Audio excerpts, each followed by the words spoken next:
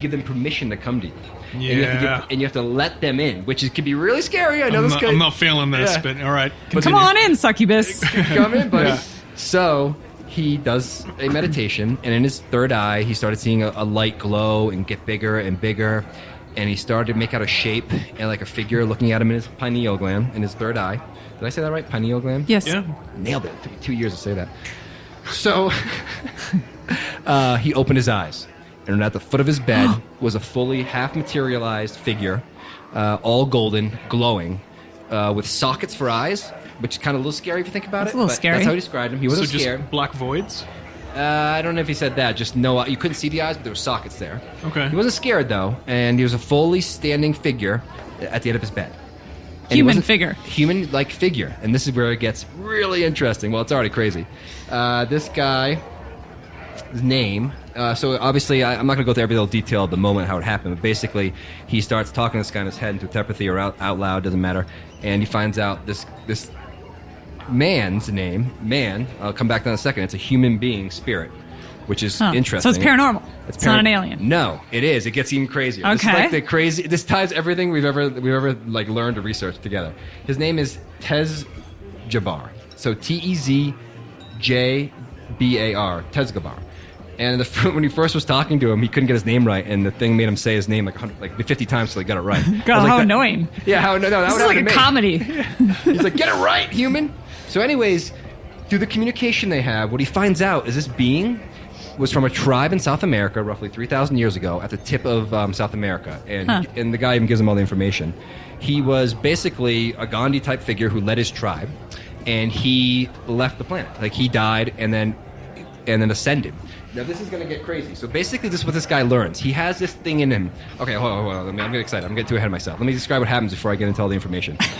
So then he allows this Sit thing... down, Josh. Yeah, calm down. No, the story is Deep incredible. It breaths. gives you the chills. So he invites this thing into his body. He goes, you can come in. I'm allowed to come to my body. God, I don't think I could ever do So that. it comes around the bed. Shut and up. It slowly, reaches his arm into him, and he starts to feel tingly, and then slowly comes into his whole body. And this is going on for 12 days. What? But why would you want something in your body? Yeah, that's what I was going to say. Why did he have that idea to do that? Was it the thing saying, hey, I want in? Or he was just like, hey, you know what? Why don't you strap on in here? Like, what made him do that? Well, he goes into a lot of talk about like not having fear, and also that's what's supposed to happen. Like that, apparently, how we're going to ascend and how we're going to raise our consciousness. One of them is interacting with these entities, where I'll explain who they are in a second, by merging into you and becoming one. And then you together help in the same mission. And I'll get to what the mission is in a second. Okay. So he kind of I think Greer talks about this a lot, so the guy knew, and he wasn't scared of having this experience because other people have had it. And he knew that it was positive and good. I know it can be dark, and we'll get there. Yeah. He let this thing in his body, and the tingling went away. But he kept the communication up for 12 days, and he learned the craziest stuff that we've heard before, and like kind of like, I hate the word new age, but the new age kind of space where you hear things. Yeah. One, he brings up right away like, okay, this is who he is. He's a guy from 3,000 years ago who ascended to the astral realm. He didn't need to be a human anymore. He goes into reincarnation is real. You reincarnate on this planet over and over again. First is like an insect and a frog, and basically doubling lifespans. Like, so you start with an insect, you go to like amphibians, and you go to mammals, and you go to humans, and you have this process. It's like evolution, right? Like evolution. So you evolve through evolution, and you keep reincarnating until you learn what you need to learn, which you've heard a million times. Where it gets interesting, he goes, you rise first to the astral realm. So this guy, 3,000 years ago, was done being a human. He didn't have to do it anymore. He went to the astral realm. And at that point, you're on like a crazy science fiction mission where you learn even more. You get a guide or apprentice who takes you around the universe to learn and do new things. And then at that point, once you get through that stage, which is super long in detail if you watch this guy's videos, like I'm not going into the details here, you then become a celestial being. This is what the guy's telling him over 12 days. A celestial being is different when you join the Godhead or the oneness, and you just spend your time creating universes. So this guy was on the bridge of that. He just became a celestial being. And he came back to Earth for the first time since he was out of astral form to help. That's what apparently happens. A lot of these beings around the universe, when they ascend, they come back to help. And he was disgusted with where he grew up, where he lived and died. It was terrible. And he was just worried about the state of the world. And he melded with Mark Sims to help the environment, basically, to get that message out, which we hear all the time in alien Right. stuff, all the time. So he came back as a celestial being to help us raise the vibration of the Earth and to fix the Earth. Because one thing he talks about is how the Earth definitely is a consciousness, the sun is definitely a consciousness, everything has consciousness, and you really can't see that when you're still a human, but it really is really apparent apparently on the other side. So anyways, Mark, long story short, Mark had this being in him who broke down an amazing amount of information. Like, I'm just touching the tip of the iceberg here, and it goes into this crazy science fiction story.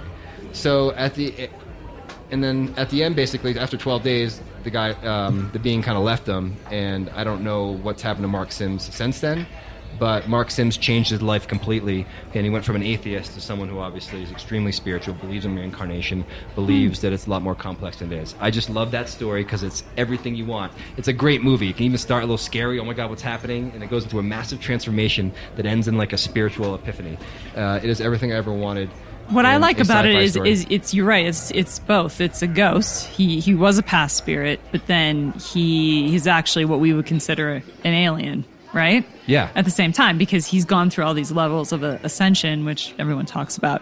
So that's it's interesting to mold those two concepts together. Like they're not separate. It's just like ghosts, aliens maybe aren't separate. It's just an image of where he was the last time he was on Earth. And it also speaks to the idea that not every encounter is a species from another planet, which is also true, I think, in my research. I believe that there's aliens from other planets that come here.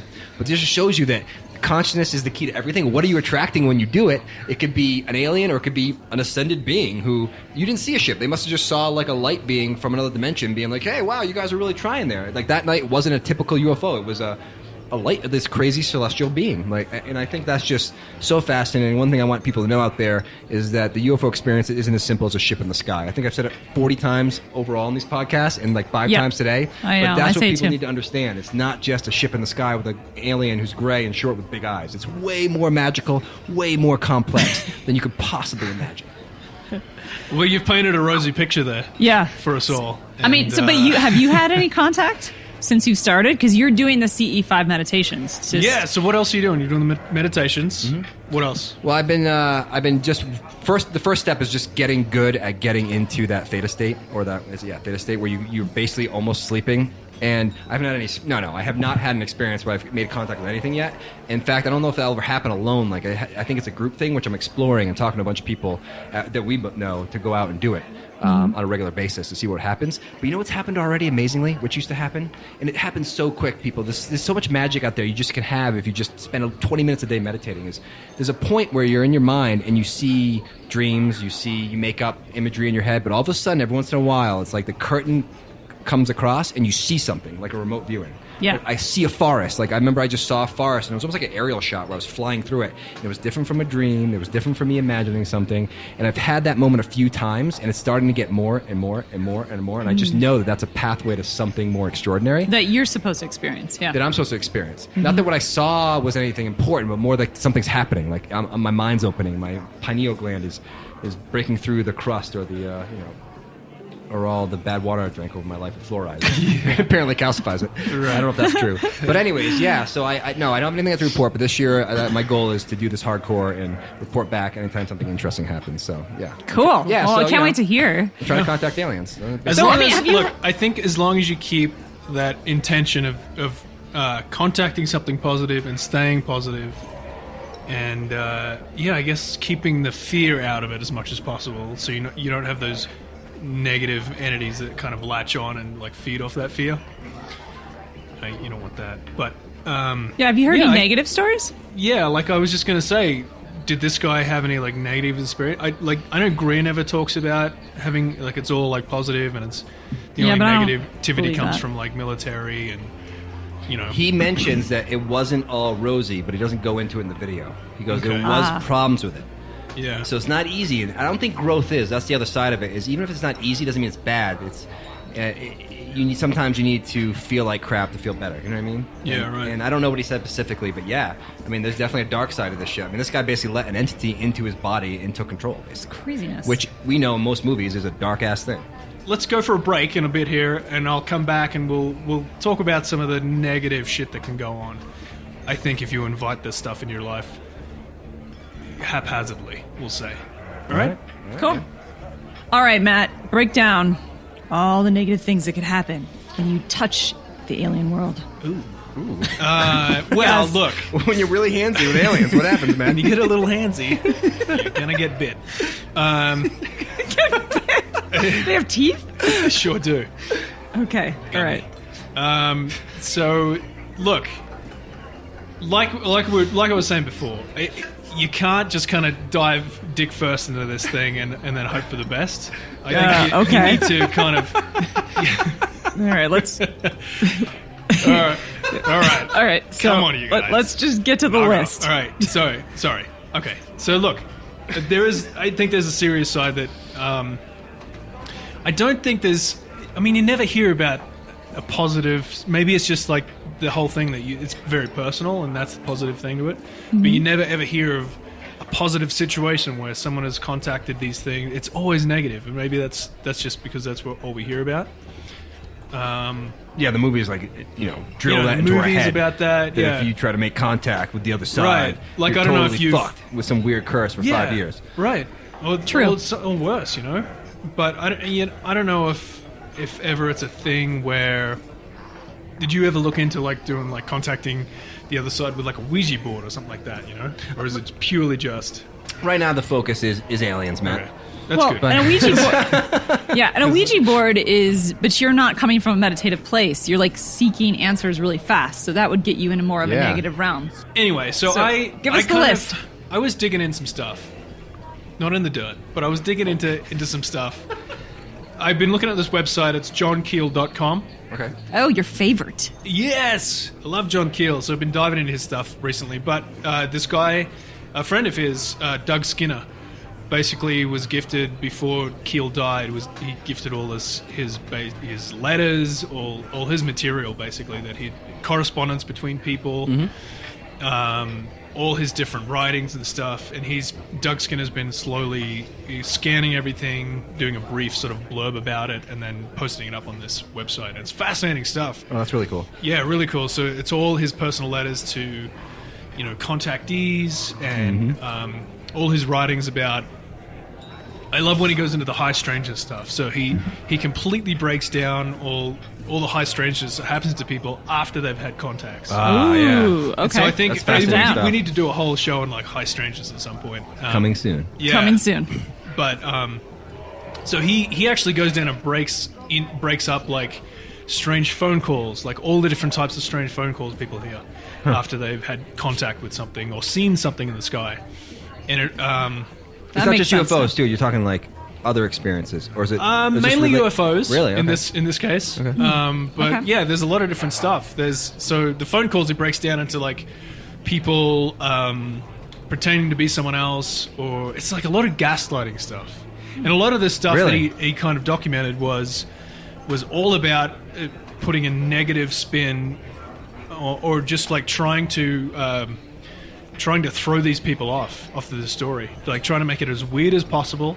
So as soon as they start telling this story about what's happening, people just like, well, you're a crazy person. You're crazy. Yeah, it's so they have a CE5 experience where they make contact, but then afterwards, I say CE5, but a lot of this stuff is what CE 2, 3, where they just view. They're not trying to make. They're contact. not trying to make contact. That's different. That's a good distinction. That's different. Okay. So I don't know what it is about, like that whole idea. You mentioned it yourself, like inviting that thing in, like inviting it into your house. But these people did not invite it in. Body. They didn't invite it in, no. And it seems to be this weird thing where they'd be like getting phone calls, strange phone calls, people coming to their house and physically saying like "stop this" or else kind of thing. Really? So stop reporting that they saw a UFO? Yeah, stop talking to people about it. Stop. You didn't see anything. Like Men in Black type characters, or like Men in Black randos? type characters.